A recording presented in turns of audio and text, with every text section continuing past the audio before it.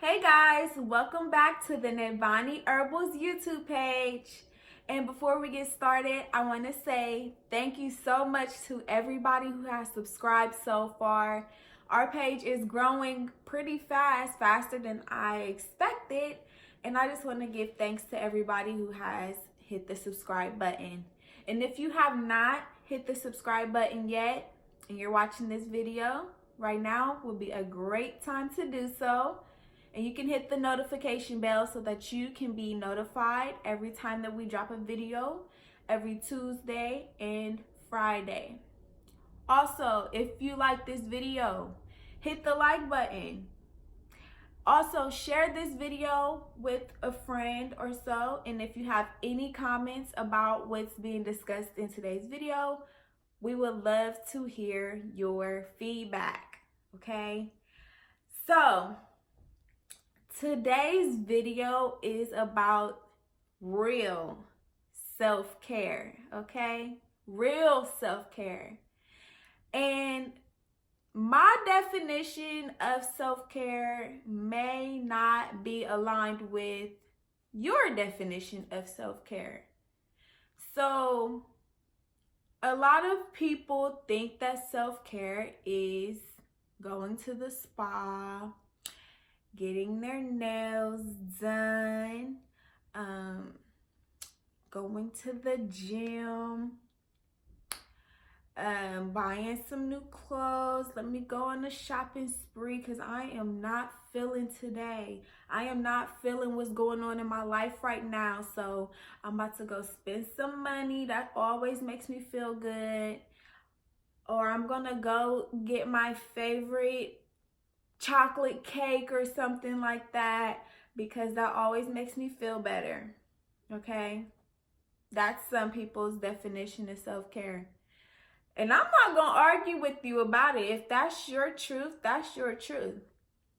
But here is my personal definition of what self-care is. So I believe that the actual self that we are caring for is multifaceted. It is not just the physical.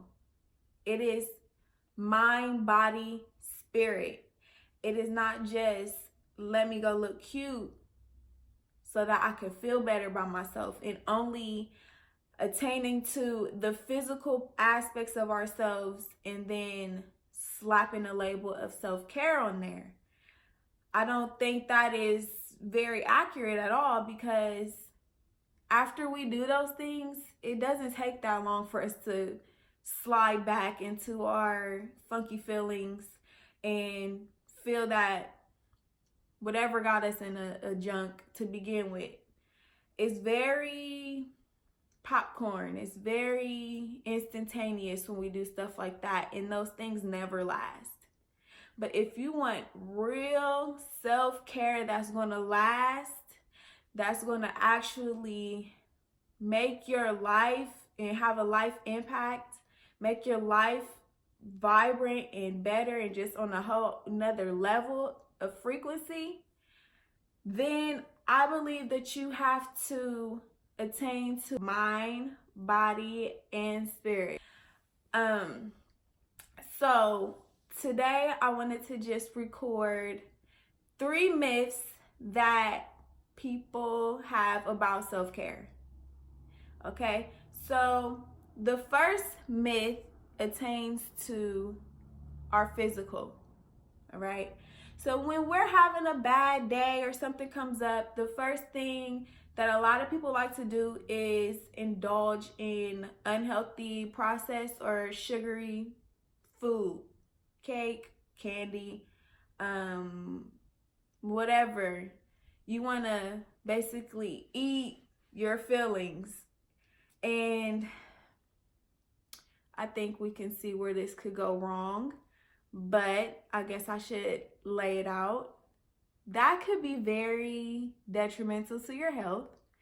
It's actually not honoring your body. It's actually self-medicating, and it is also adding more toxins into your body, which prevents your healing from occurring anyway, because now we have to work extra hard on getting rid of these extra toxins that you're putting in during a time where the focus needs to be on detoxing the toxins that were there at first that caused you to be in this state where you had to go self-medicate. I don't know if that made sense, but yeah, basically.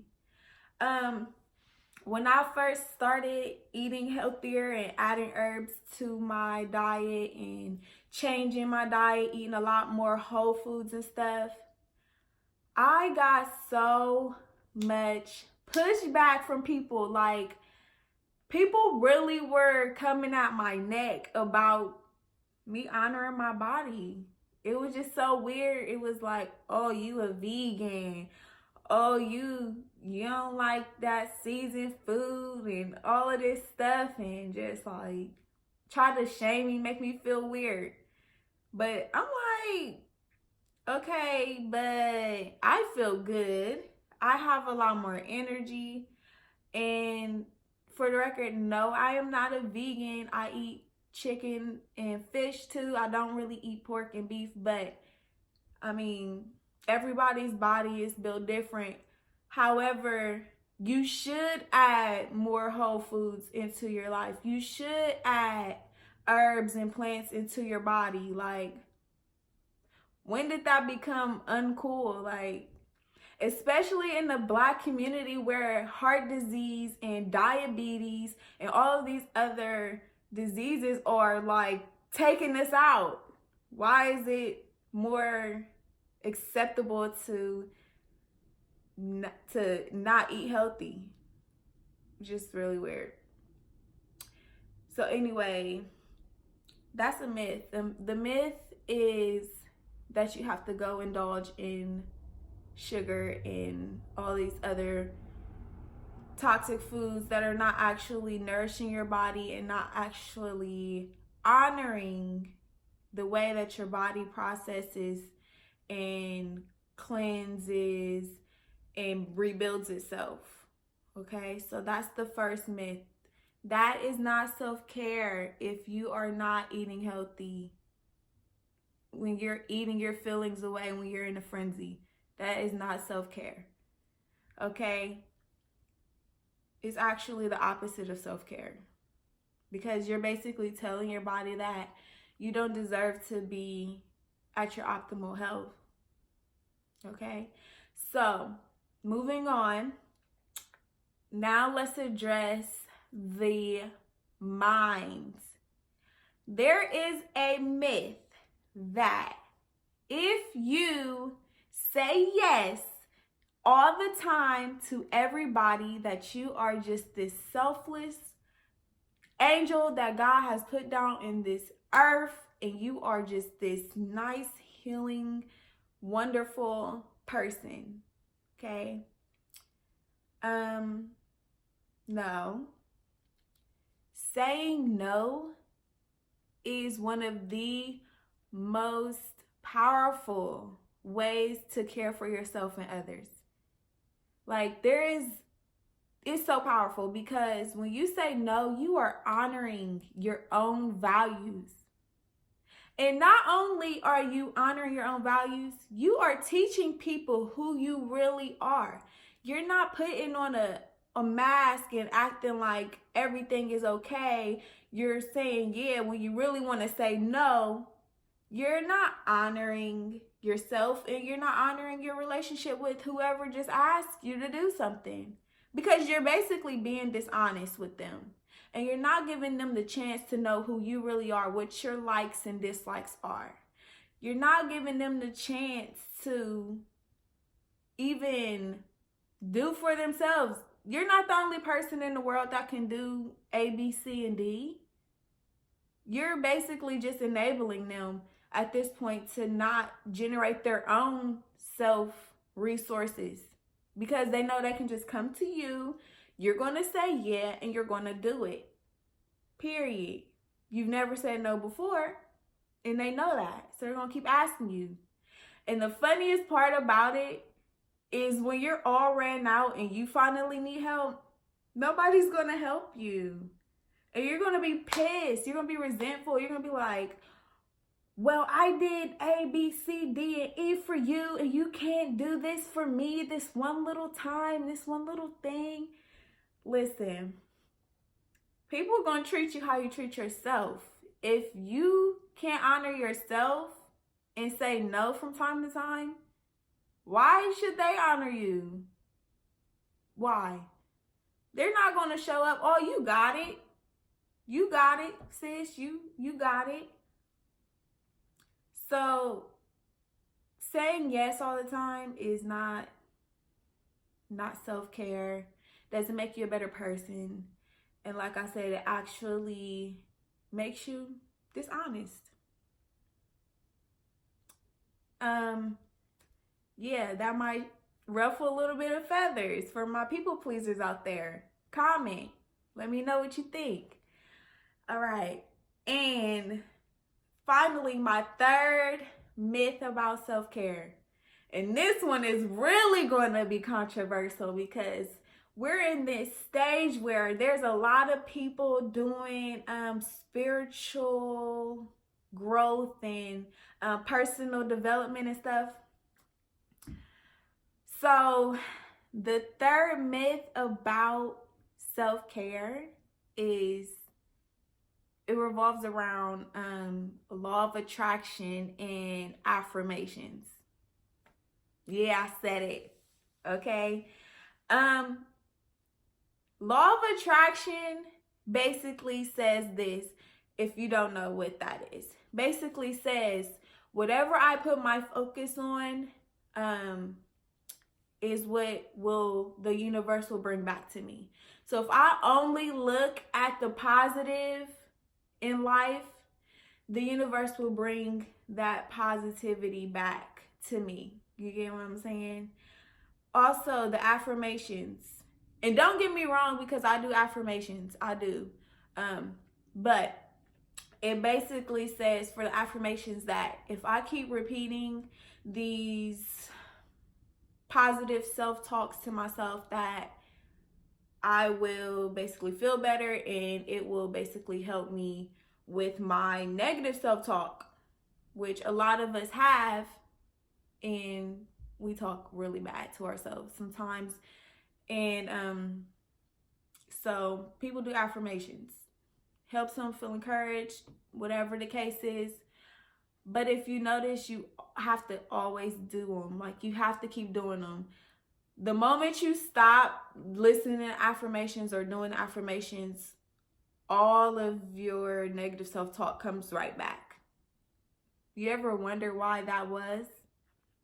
Okay, so law of attraction and affirmations, they're supplements. They're like taking a fish oil pill or something like that. Like, they're not the actual cure to what's making you unhappy. And what actually is going to cure that is counterintuitive. It's actually quite the opposite of law of attraction and affirmations. The actual cure is turning inside and actually facing those negative things, actually going towards those negative feelings, okay? And then clearing them out. And then after you do that grunt work, you can add in affirmations and positive thinking, radical positive thinking. If you skip the first step of not facing what keeps coming up, you're self-avoiding. You are spiritually bypassing, and you're pretty much trying to spray perfume over some stinky armpits. Like, we all know how that works. You ever smell a teenager just got off the football field stinking, smelling terrible, and just spray some Axe on top? Like, bruh, we can still smell you. And now you smell even worse because now you smell like sweat and Axe. Like, It's the same thing. You can't just say some affirmations and look at only the positive, and when the bad comes up, you're like, oh no, I'm just going to head out. I can't. No, this is going to mess up my law of attraction, gravitation, whatever. That's not how it works. So, yeah. All my law of attraction people, please comment below. I just wanted to address that because we are in the age where a lot of people are trying to heal themselves mentally and spiritually, and I just need to clear that up. Like, and then yeah, I just wanted to say that honoring yourself honors everybody else involved. I always say that to my fiance, and I tell him what's best for you is best for everybody, because you get to show up.